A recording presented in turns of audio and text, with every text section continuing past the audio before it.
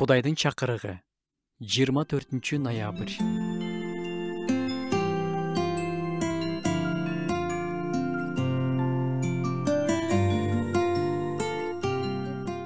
Банк иштери факультетинде 5 жыл окуган бир банк кызматкери мындай дейт. Мен 5 жыл окуп, башка бирөөнүн акчасын үнөмдөгөндү, мамлекеттин акчасын үнөмдөгөндү, аларды туура колдонгонду үйрөнүптүрмүн. Бирок өзүмдүн каражаттарымды үнөмдөгөндү, каражаттарымды акылмандуулук менен сарптаганды үйрөнбөптүрмүн.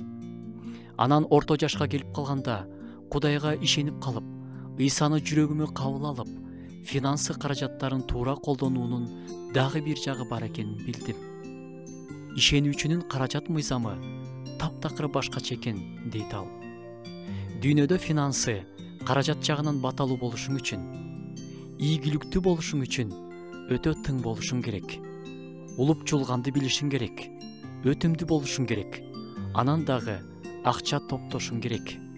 Ал эми Кудайдын мыйзамы боюнча финансы жагынан ийгиликтүү болушуң үчүн сен беришиң керек. Таң калыштуу. Математика берсең азаят десе, Кудайдын каражат мыйзамы бергиле, ошондо силерге да берилет. Жакшы чене менен ченеп, ыкшап, бастырып, ашыра толтуруп, этегиңерге төгүшөт дейт. Адамдык ой менен бул жерде логика жок. Бирок Кудайдын батасы логикага баш ийбейт. Кудайдын батасы анын жүрөгүнөн агып чыгат. Кенен жүрөктөргө Кудай кошуп берет.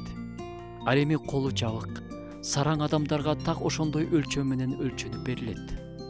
Берешендик бул сан өлчөм эмес. Бул жүрөктүн акыбалы. Адам көп бериши мүмкүн, бирок каалоосуз айла жок деп берет. Башка бирөө аз берсе да, жүрөгү менен, Кудайга болгон ишеним менен берет. Мындай адам: менин каражаттарым менин булагым эмес, Теңир менин булагым дейт. Анан ага дагы берилет. Ишеним жана сүйүү менен себилгенди Кудай эселеп көбөйтүп кой алат.